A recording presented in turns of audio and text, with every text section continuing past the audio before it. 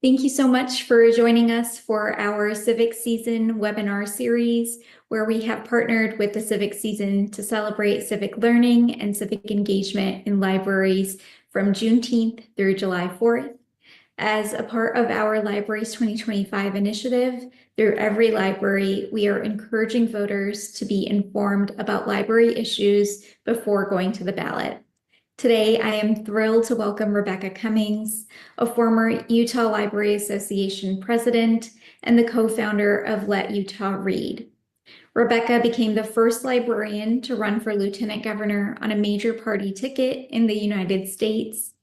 In addition to being a historic moment at the intersection of librarianship, advocacy, and public service, the selection of Rebekah as a lieutenant governor candidate highlights how book challenges have thrust librarians from the fringes of politics into the mainstream. Welcome, Rebekah, and I will pass it to you to talk a little bit more about your experience in running for office. Okay, thank you. Thank you so much, Santabar, for that great introduction. And thanks to all of you for being here today. Happy Civic Season. So my name is Rebekah Cummings. I'm the Director of Digital Matters at the University of Utah Marriott Library, which you can see on the screen. And my talk for today is From Librarian to Lieutenant Governor Candidate, Lessons Learned from the Campaign Trail. Now, we are going to talk about the real, tangible things that I learned running for public office. Everything from fundraising, to messaging, to learning how to protect my time, to finding new ways to define success in a race that probabilistically I was not going to win at the ballot box. But I want to be transparent right from the jump that I do have higher hopes for this presentation. Last year, I did something that scared me, something that I did not feel remotely qualified to do, something where I risked failing publicly and spectacularly on a daily basis. And I am so grateful for it.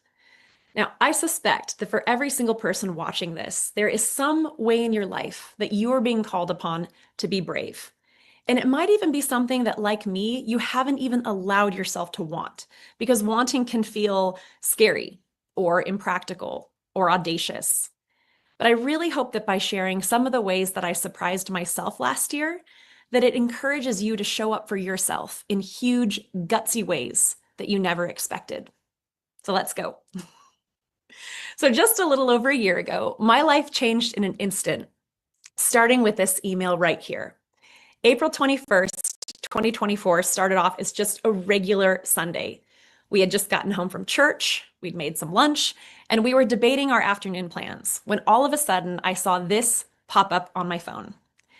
Hi, Rebekah. I hope you're doing well. I'm reaching out in my capacity with Brian King's campaign for governor. Now, this is out of the blue, I'm sure, but we are exploring potential candidates for lieutenant governor, and we're hoping to add your name to a list of individuals to consider.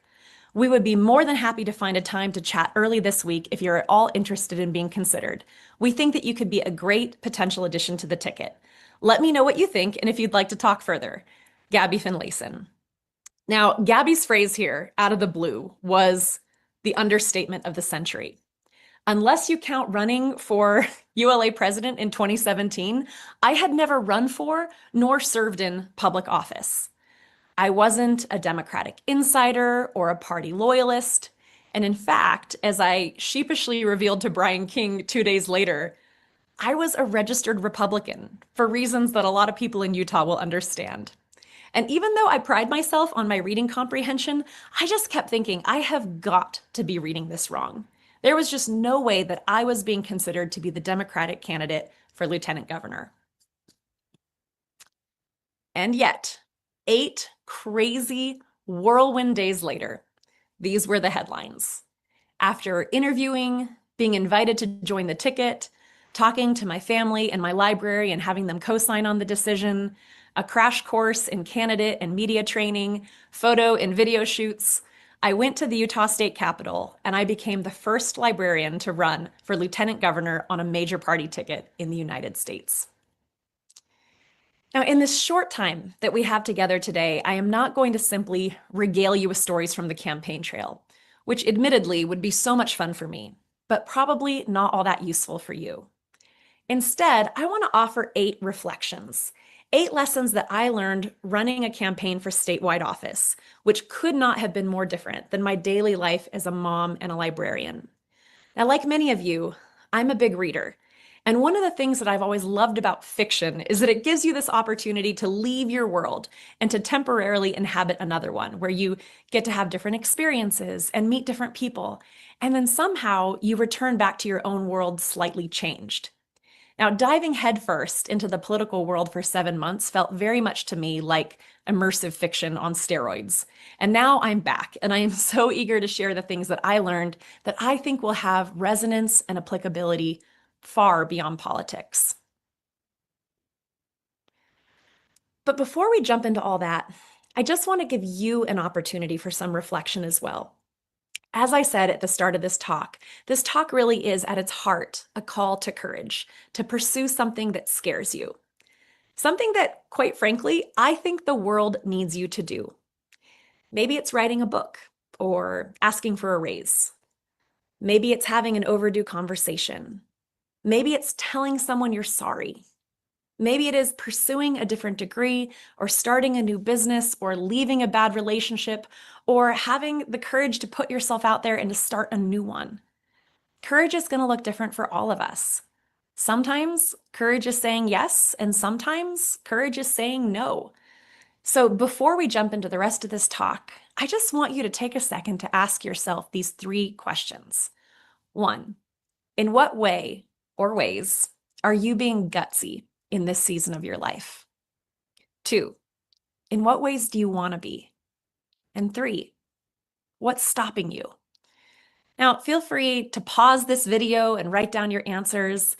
If you're watching with a friend, feel free to pause and just talk a little bit about this because I think these questions are so important. Or even just take a screenshot and come back to this later. But I really hope throughout the course of this talk or throughout sometime today that you take a second to consider what bravery looks like for you. Okay. Thanks, everybody. Now, I'm going to rewind my own story slightly because obviously no one is actually asked to run for lieutenant governor completely out of the blue. So 8 years ago, I did a different thing that scared me.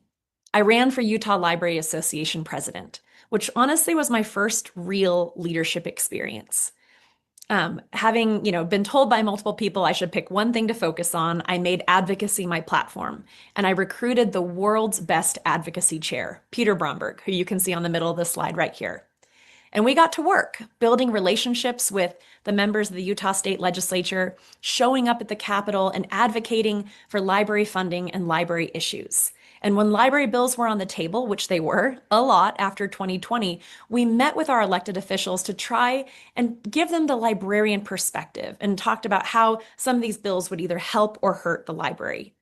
And in 2022, I co-founded the organization Let Utah Read with other organizations that cared. We brought together the Utah Library Association, Every Library, PEN America, ACLU of Utah, the League of Utah Writers, people who cared about libraries and books and the freedom to read. And through Let Utah Read, we built a listserv of over 8,000 people that we could turn up to speak in support of libraries and books. We wanted to make sure that the people who were fighting for the things that we cared about were as organized and vocal as the people who were looking to censor books.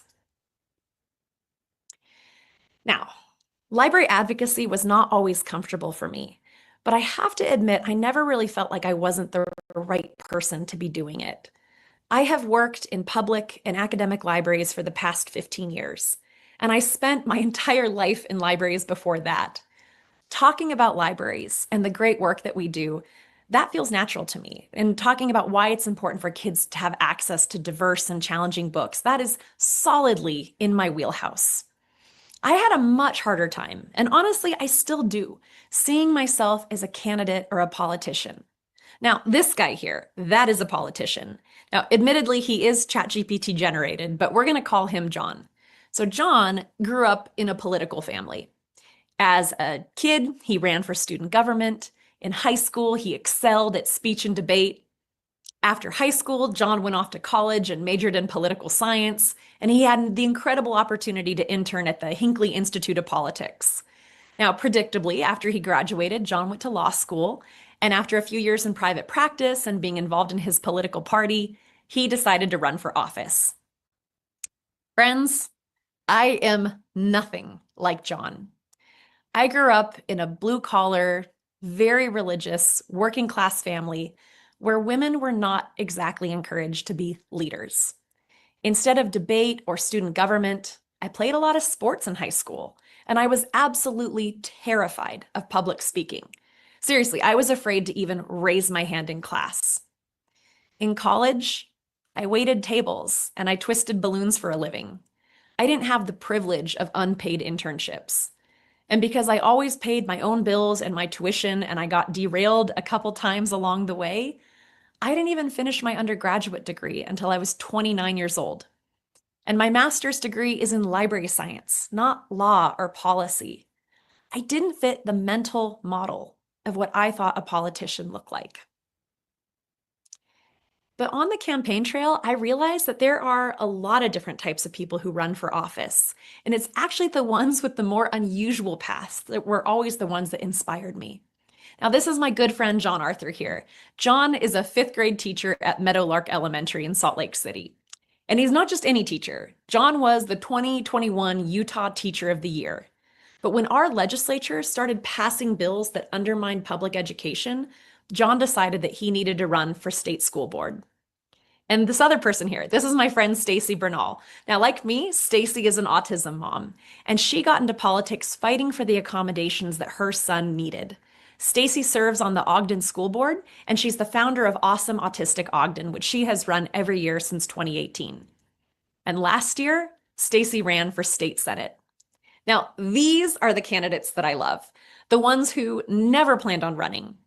People like me who are simply frustrated with the status quo and realize that they either needed to get involved in politics or be governed by those who do. Which brings us, finally, to my first lesson learned from the campaign trail. I did not need to be perfectly qualified, and I did not need to be ready. I was neither of those things. And in fact, as I now realize, I don't think you can be ready for that kind of thing until you just do the darn thing, which is true of so many things in life. I wasn't ready to be a mom until I had my first kid. And as much as I loved library school, I didn't start my first day at a professional job feeling prepared to hit the ground running.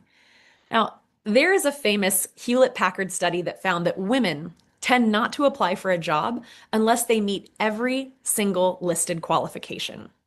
Now, men, on the other hand, on average, are willing to apply if they meet 60% of the listed qualifications. Rather than criticize men for overconfidence, I think that women in particular need to stop screening ourselves out of opportunities that, if given the chance, we would be great at.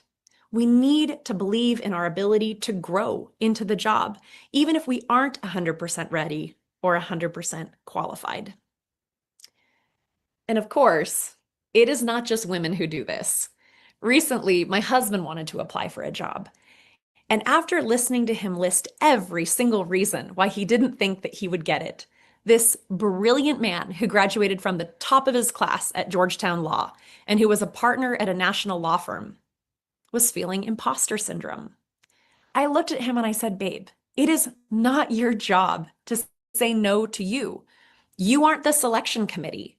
It's your job to decide if you want the job and if you think you would be great at it. It is their job to say yes or no.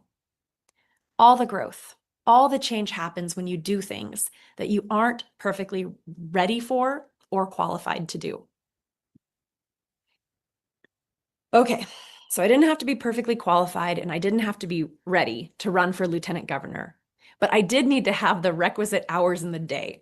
Now, in my normal life, I am a full-time working mom with 3 kids and tons of other service commitments.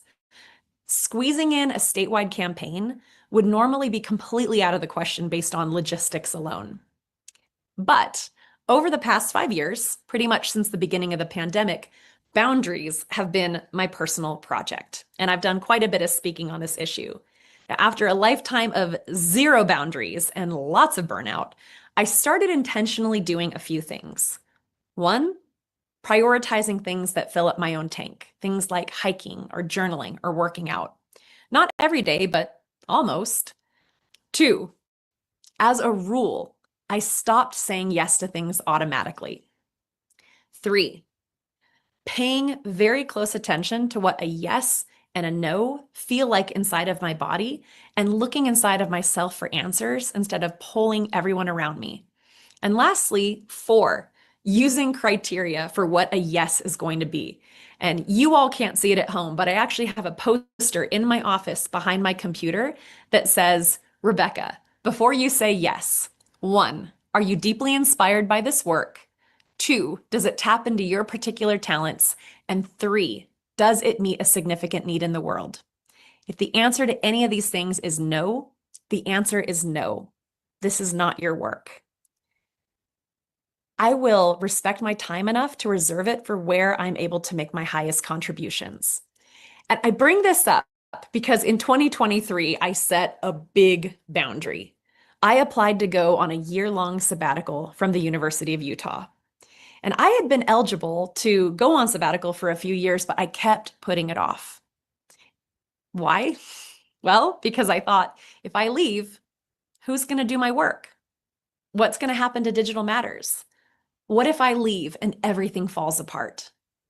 And when I brought this up with an administrator at the University of Utah, she said, if we can't cover your work while you take a benefit that's available to you, that is an institutional problem. So in fall 2023, I applied. If I hadn't already created space in my calendar, I never would have been able to take advantage of Brian's offer to be his running mate. I had to prune to grow. And now, you guys, saying no is like my absolute favorite. Every time I say no to something, I find myself, wondering, like, what am I making space for? What yes is there out there to be excited about? It has been so incredibly life-changing. Now, a closely related but distinct lesson I learned running for office is number 3. No one is going to protect your time except you. No one. Now, as previously mentioned, I used to say yes to absolutely everything. I am a classic people-pleasing optimist who hates confrontation and all too often defines my worth by my productivity. I am 100% wired for yes, in a profession that is wired for yes. And that has led to me being in all kinds of trouble with being overcommitted or even resenting the people making demands of me. I mean, don't they know how busy I am? Do you want to know the answer to that? No, they don't. How could they? Only you know your capacity and schedules and current commitments, both inside and outside of your work. It is your job to protect your time and no one else's. Now, this lesson became crystal clear to me last year. Campaigns are crazy. There is no end to the work. There's always another dollar to raise and another vote to go out there and get. 10 hours a week, I was just calling people and asking for money. 4 to 5 nights a week, we were at fundraisers, meet and greets, picnics, showing up for down ballot candidates. Every single Saturday, I was either walking in a parade or canvassing or both. There were debates and media interviews and weekly meetings with my campaign strategy team and my fundraising team and my social media manager. It was nuts. My team, bless them, because they are amazing and good at their jobs, would extract as much time and energy as I was willing to give them. It was my job to let them know when I needed time for my family or time for myself. Because yes, campaigns are important, but so are my kids. So is my marriage. So is my mental health. And that lesson is just as true off the campaign trail as it was on the campaign trail.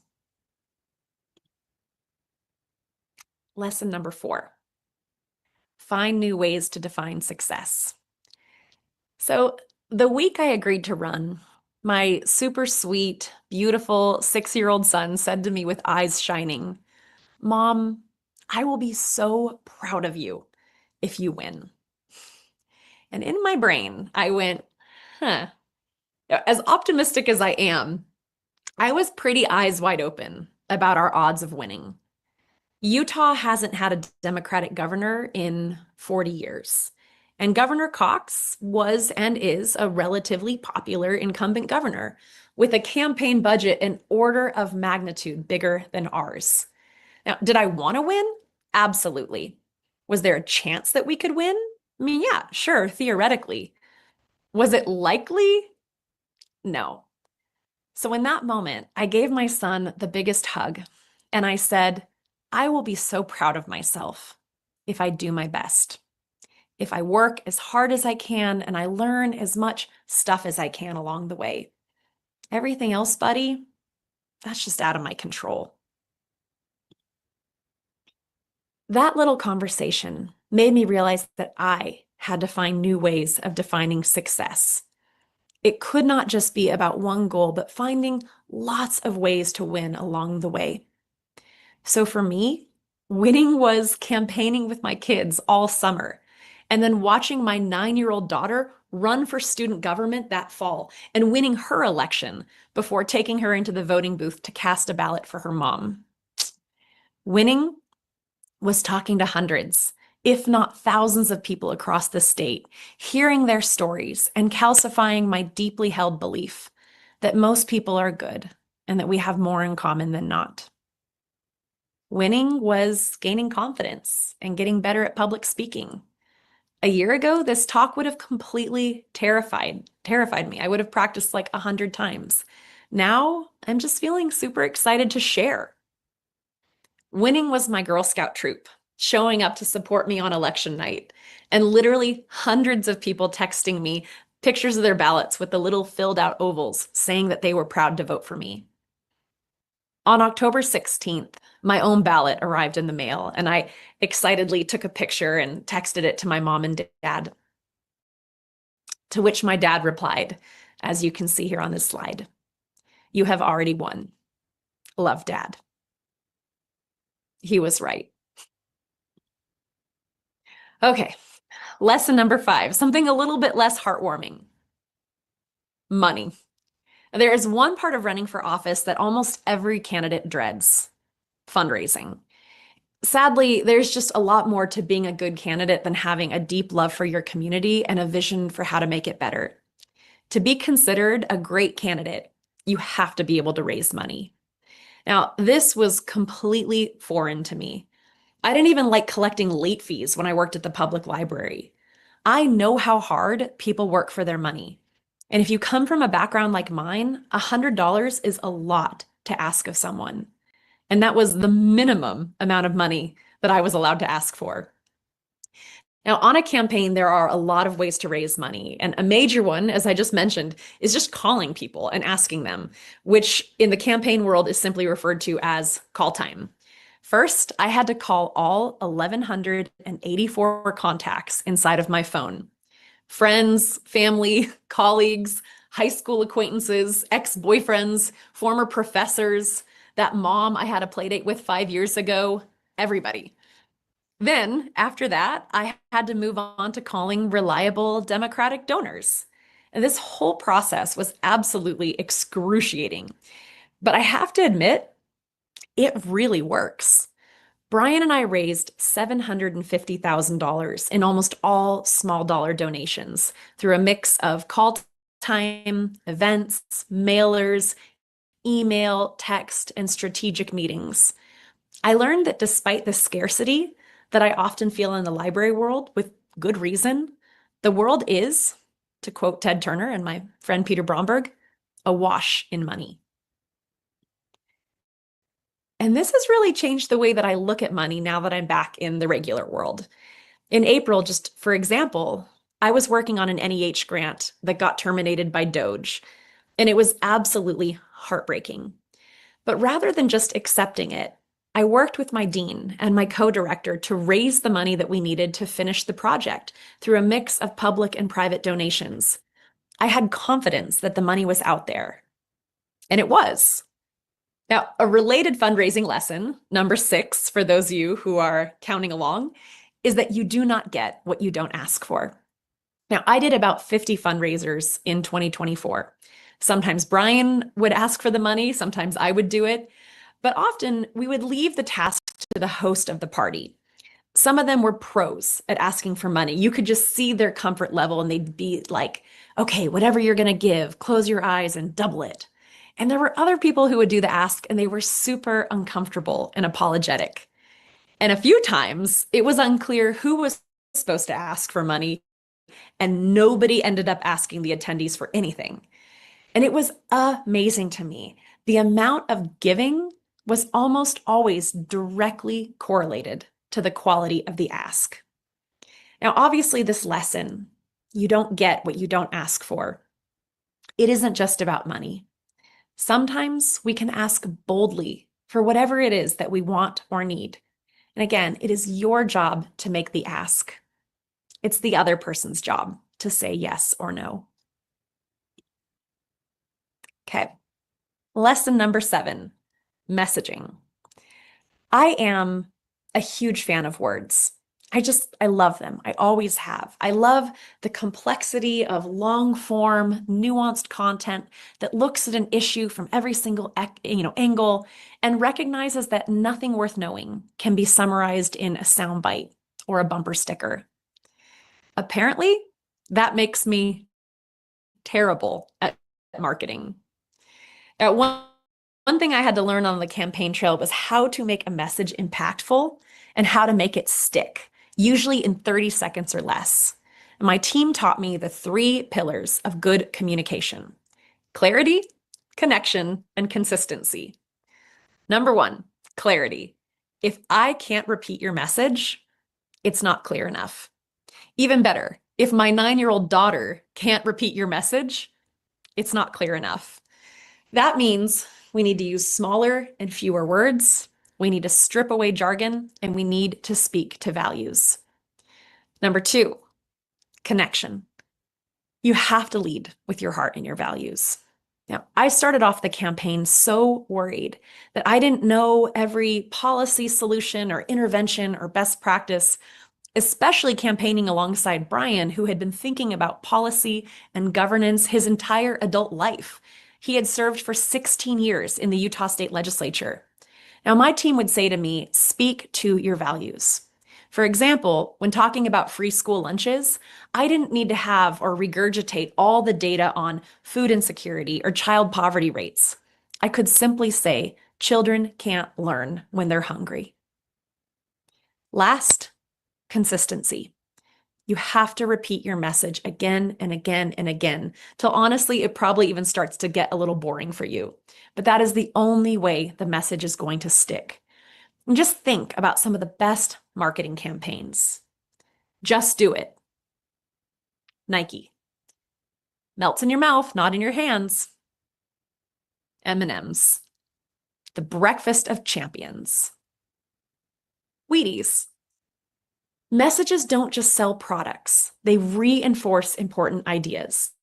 And I've really thought about this a lot when I am talking about book challenges and censorship. Here are just a few of the lines that I use again and again. Libraries are for everyone. Free people read freely. Here's one that I borrowed from Shannon Hale, who I just adore. In cultures where even discussions of sex are taboo, predators thrive. We cannot allow the most conservative members of our community to dictate what all the rest of us get to read. Our messages need to be clear, they need to be authentic, they need to be short, and they need to be consistent. Okay, my final lesson learned. Number 8, librarians are uniquely and wonderfully suited for public office. When I first started my campaign, I thought it was kind of funny or strange to be a librarian running for lieutenant governor. And a lot of other people did too. Why? Because there just aren't that many of us in elected positions. Certainly not compared to the number of lawyers or real estate developers who are occupying those seats. But here is what I've come to believe. Our training and experience and values make librarians incredible candidates. Just consider your typical reference interview. We are trained listeners. Librarians know how to ask questions and how to dig deeper and how to find high quality information on pretty much any topic. We know that we don't need to have all the answers. We just need to know where to look. And we have the added benefit of having a pretty discerning eye for truth. As frontline public sector workers, librarians have a front row seat and a backstage pass to some of the biggest disparities in our society. Many of us work with students and veterans and small business owners and LGBTQ youth and unsheltered populations and immigrants and families of every variety. Our primary job is to listen to people and to help them be successful at whatever it is that they care about. What other profession is engaged with such diverse members of our community on a daily basis, trying to improve their lives? And can you think of any better preparation for public office than that? Now, not only that, but our jobs give us perspective on what the real problems are in our society. And we know that it's not the books our teens are checking out. Now, there was one section of my stump speech that I gave day after day after day that really highlights this well, I think, and so I'm going to do it here. So I got to tell you, I have read a lot of books in my life, like a lot of books. I didn't become a librarian by accident. And I don't think there is a single book in my public library that I would find offensive. I really don't. I don't think there is a single book in my kids' elementary school library that I would find offensive. One thing that I do find offensive in the library is that working parents have to drop their kids off there for 8 hours a day in the summertime because of a lack of affordable childcare options. I am not the least bit offended by Judy Blume or Margaret Atwood or Kurt Vonnegut or Toni Morrison. I am offended when my friend who has stage 4 cancer has to start a GoFundMe to pay for life-saving, necessary medical treatment. I am offended that 10% of kids in Utah go to bed hungry at night, and that the phrase student lunch debt even exists in our public school system. I am not offended by any work of fiction that reflects the hard realities of life that so many of us go through. I am deeply offended by the ever-widening gap between the magnitude of our problems and the smallness of our politics. We live in a society that is starved for authenticity, for moral leadership, for kindness. I think we can help. And by we, of course, I don't just mean librarians. I mean teachers and nurses and social workers and Girl Scout troop leaders and PTA presidents and anyone who cares deeply about our communities and our children and who want to see them inherit a more beautiful world. I'm going to ask again that you just close your eyes, and I want you to imagine yourself being brave. What does that look like for you? Maybe it is running for office. It doesn't have to be lieutenant governor. It could be running for your community or city council. It could be running for your school library board. Maybe it's writing that book that's been buried deep inside of your chest. Maybe it's asking for a promotion at your current job or going back and getting that degree that you've always wanted. The world needs us to show up in bigger and bolder ways than we have in the past. Now, our time here is pretty much up, but I wanted to end with a quote from Sharon McMahon's wonderful book, The Small and the Mighty, which I bet some of you have read, and if you haven't, I encourage you to go do so. Now, this book came out in September 2024, just 6 weeks before the election, and I listened to the last 6 minutes of this book, no joke, probably no less than 50 times, anytime I was looking for a dose of courage or inspiration. And as I considered how I wanted to wrap up this talk for today, I could think of no better words than these from Sharon McMahon in answering the question, when the reader finishes the last page and closes the book, what do you want them to know? Sharon says, I'd want you to know that the American experiment is full of ill-equipped people. People with the so-called wrong faces and the wrong life experiences who just went for it. They just tried something no one else had done before. They were willing to let other people watch them fail. They just did the next right thing. I would want you to know that there will come a moment in your life, a moment where you will be asked to choose, will I retreat or will I move forward with courage? You'll realize, just like the people in the chapters of this book, that every experience you've had, every setback and heartache, every triumph and joy will all be used. The character that you have been cultivating will be called upon. And when that moment comes, whenever it is, I hope you'll rise to it. I'd want you to know that for some of you, that moment is today. Thank you. Now I'm going to go ahead and stop sharing my screen so that it's just me and Santabar. Hi. Thank you so much, Rebecca. We really appreciate that wonderful presentation. And I think we just have a couple of follow-up questions to help the audience better understand the importance of having local community members and librarians running for office. So first, what advice do you have for local community leaders and librarians who want to run for office but don't know where to begin? What is that first step that they can sort of take? That's such a great question. I have been asked that so many times since Election Day.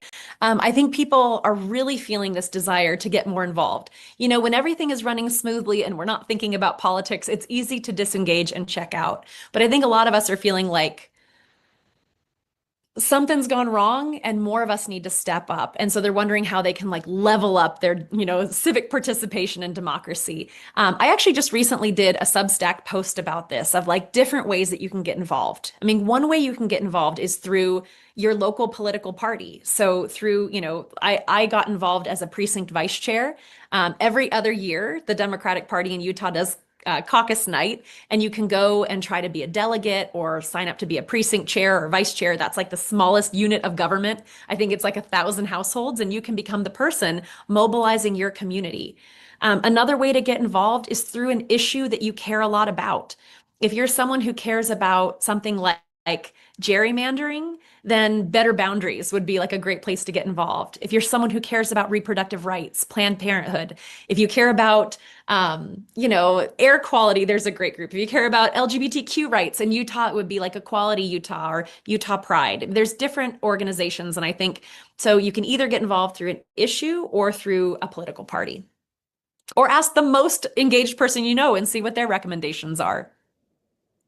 That's wonderful. And I think that'll be helpful for a lot of people who are thinking about running for office or who want to level up their participation in civics in their community.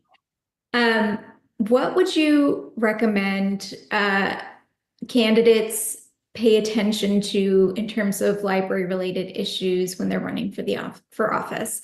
Are there particular library issues that you specifically advocated for as a candidate yourself? And what do you think that other candidates should be paying attention to right now?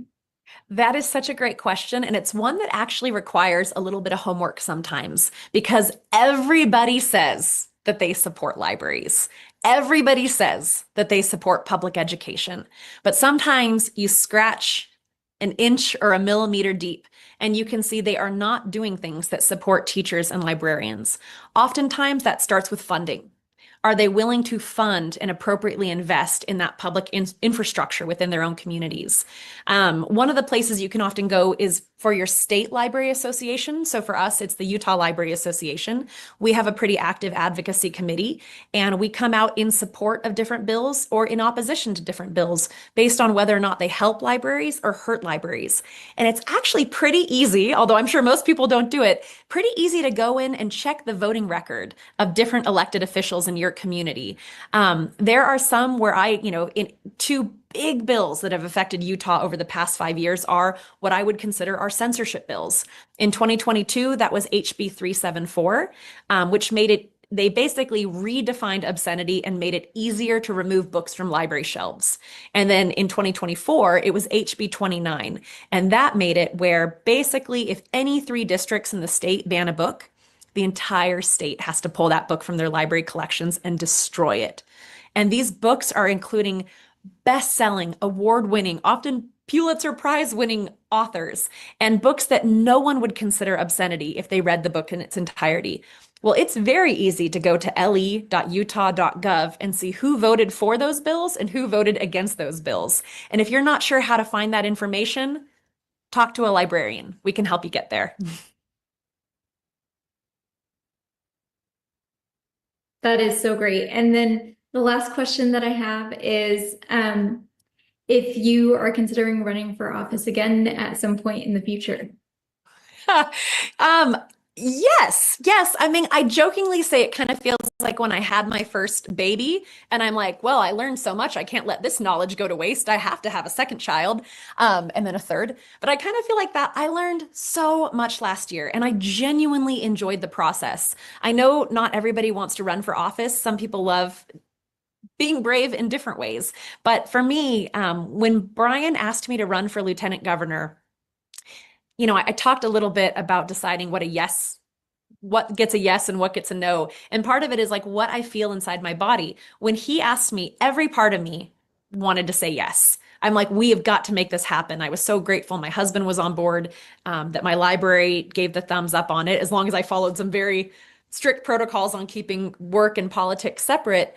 But when I feel like that again, then I'll run again. That is so great to hear, and we can't wait to see what you do next. Awesome. Thank you, Santabar. And thank you, everybody. This has been great. Thank you so much, Rebekah, and thank you to everyone who's joining us on our Facebook Live. Please be sure to tune into our other presentations to help celebrate the civic season. Thank you. Thanks.